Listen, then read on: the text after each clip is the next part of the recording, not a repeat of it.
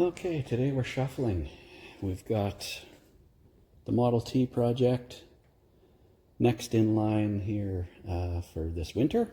And so I need to get it back over in that corner by the forge, which means I need to pull this out. This is Jacob's truck here. He's, as you can see, throwing a dually box on. And he's just about got this ready to drive, I think. But I need to pull it out just so I can get all my Model T stuff back here. And then this Dodge will come back in right where it is.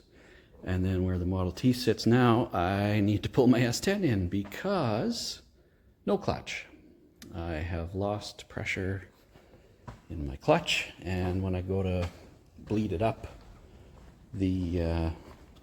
it's putting fluid out the bell housing, so I can reach in and notice that my fittings are not leaking. The leak is from my hydraulic throwout bearing.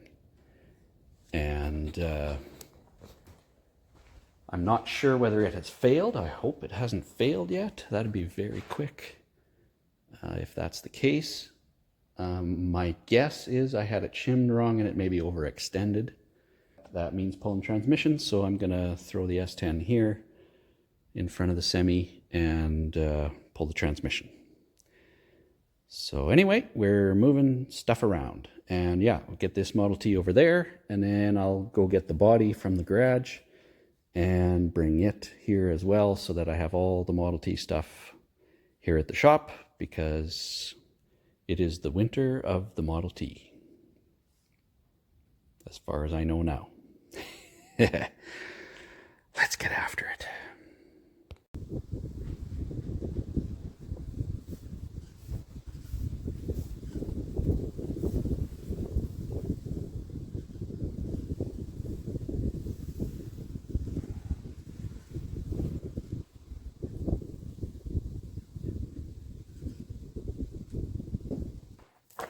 There's the Model T body,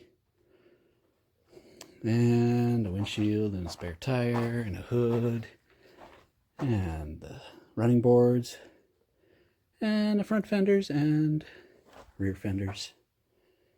Yeah, whole body's in here. So, a few other assorted parts that came with the car that aren't actually part of the car. But I'm gonna get this all outside, and we'll have another look at it out in the light, and then I'll get it moved to the shop. Project Shuffle.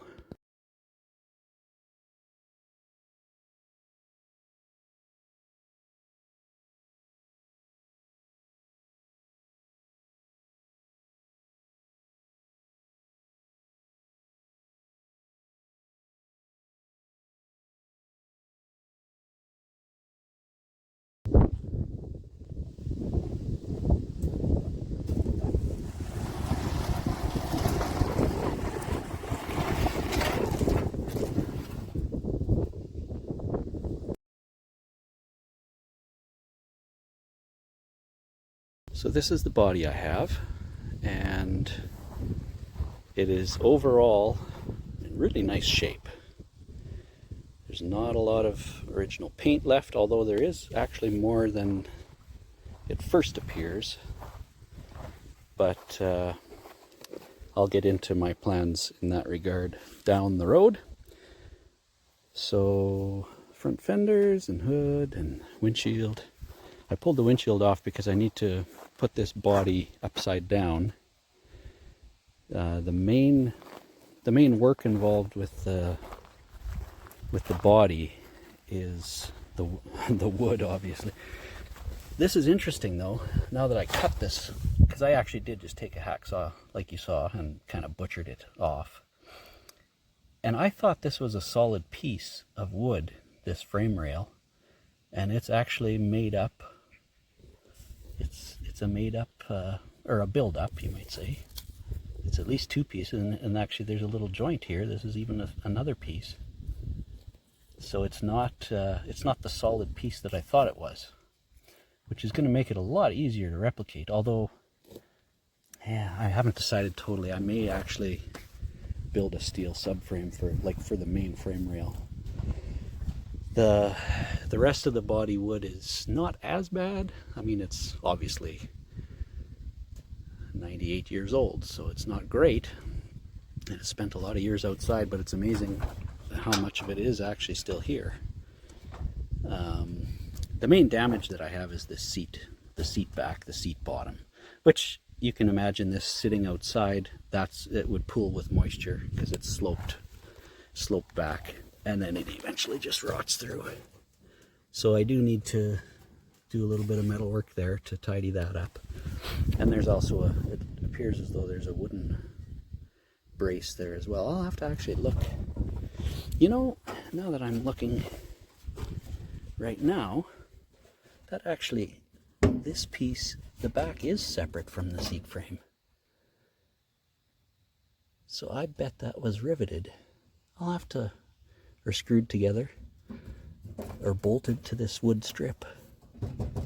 That may be easier to fix than I thought. I thought, for whatever reason, and it still may be, but I'll have to look at a good one. But all my parts are here. There's a piece of original floorboard yet, which, in my understanding, were made out of shipping crates that parts got shipped to the factory with. Henry Ford. And you know, now that I look at that frame rail, that might even be made out of something. Yeah, anything to save a little bit of money. But there's, yeah, by 25 he had this streamlined. This production was streamlined to the point where there wasn't much more to save. He had it trimmed right back to a perfected tightness, you might say. That's how he could sell them so cheap, is because he was making them with every penny accounted for. But what a fascinating machine these are. And the back half here that I cut off is actually in better shape than the front half. It's actually absolutely fine. I'm not gonna junk it or anything. It's actually, now that I'm looking at it here, I should put a seat in it and put it on a couple of skis and tow it behind some horses, or this thing, if I get a snowmobile conversion made for it in the winter, I could pull the passengers on the little sled here. But, you know, guy has these ideas all the time. They don't stop. Never ending. But yeah, it's unfortunate that for whatever reason,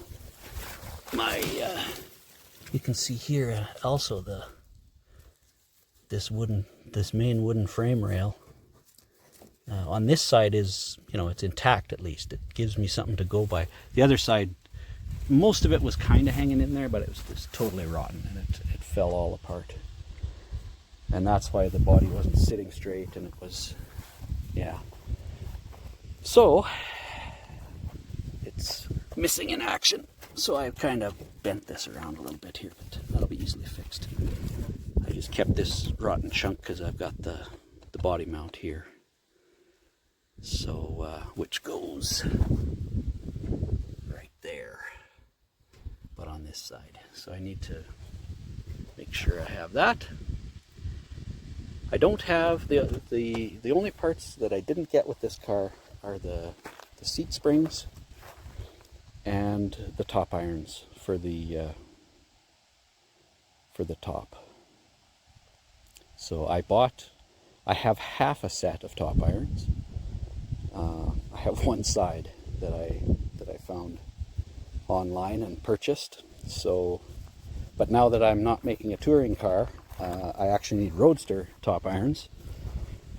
And so I may just make the whole thing. I mean, initially I won't have a top. It's just going to be an open air machine. But down the road, if I do keep it and use it, then it would be nice to have a top. And either I'll make it completely from scratch, or I'll scrounge up some Roadster top irons. Those are things that are fairly expensive to buy. They are available from the vendors, but the seat frame, or the seat springs too. I'm probably just going to make a foam seat, vinyl, so that it can get rained on. And because, yeah, the seat springs are, whew, unless I find a set, to buy them from the vendors is quite expensive. So expensive is not my goal here. This is supposed to be a very cheap, fun little run around the farm kind of machine. So, but anyway, I'll get this loaded up and off to the shop, and the shuffle continues.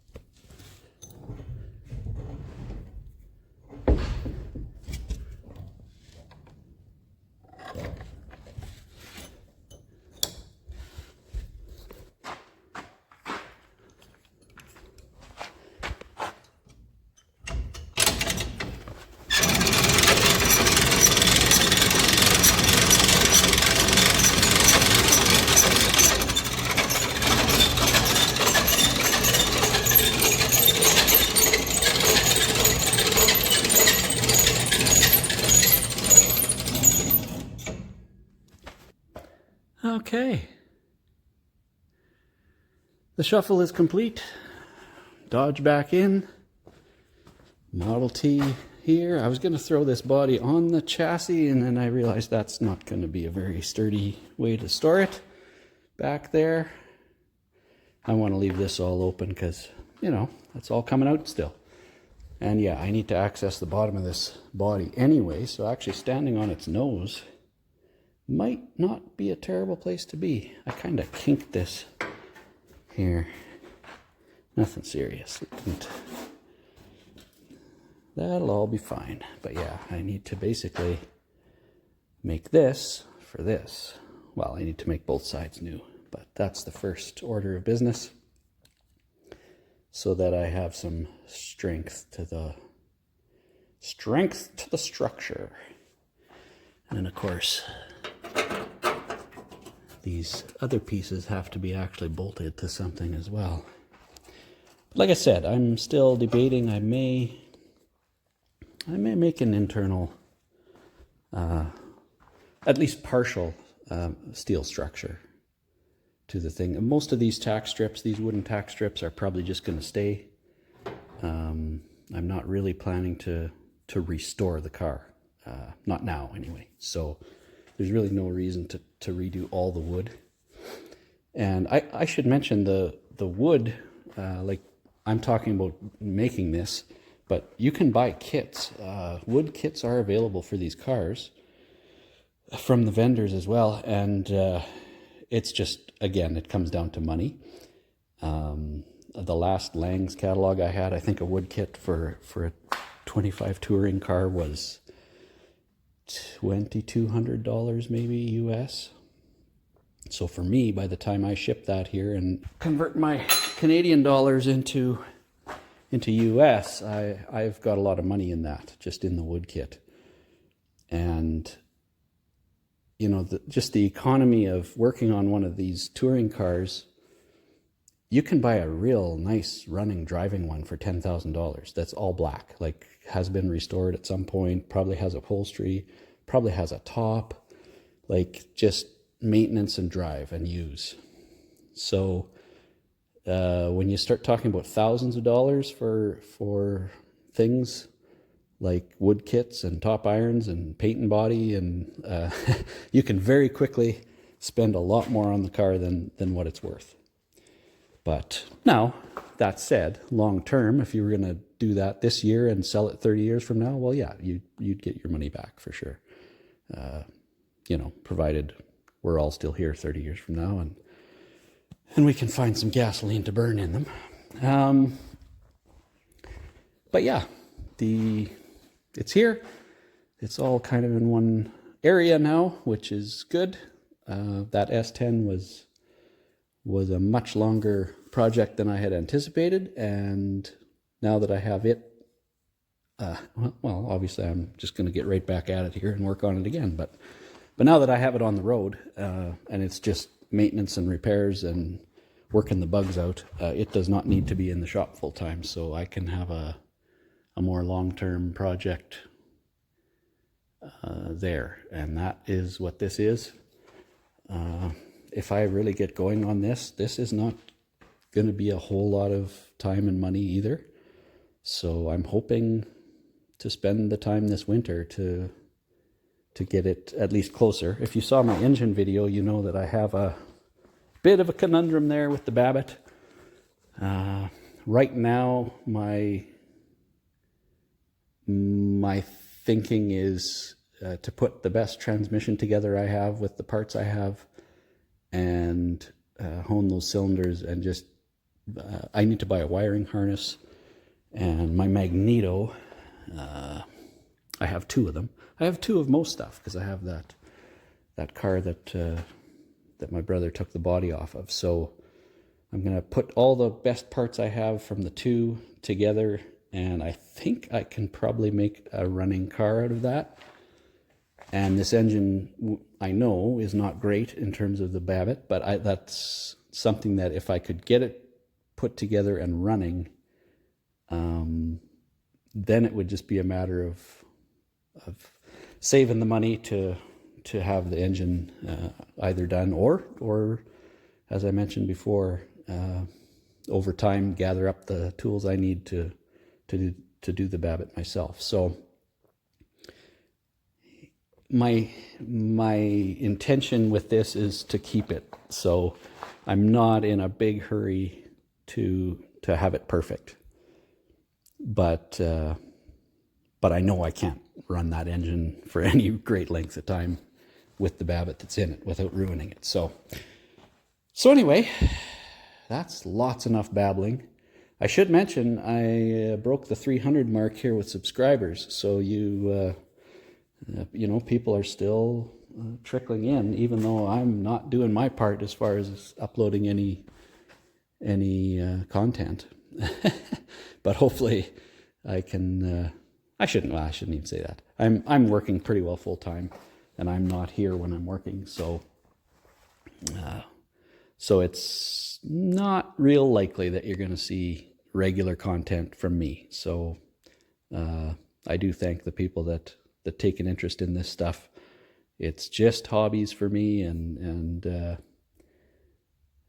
time allotment is accordingly for that. So time and money. So yeah, but it's nice to see the thing in here, and it's going to be really fun to work on after dealing with computers and which was nice too. I mean, I learned way more than I had counted on getting this thing running, and which was good. That was part of the process, and part of the reason I did it was to learn some things. But it's going to be awfully nice to wire a timer and some buzz coils together to make this thing run, as opposed to programming a computer. So yeah, the fun begins. Well, it's been fun for a long time already, but the fun continues. Have a good Sunday.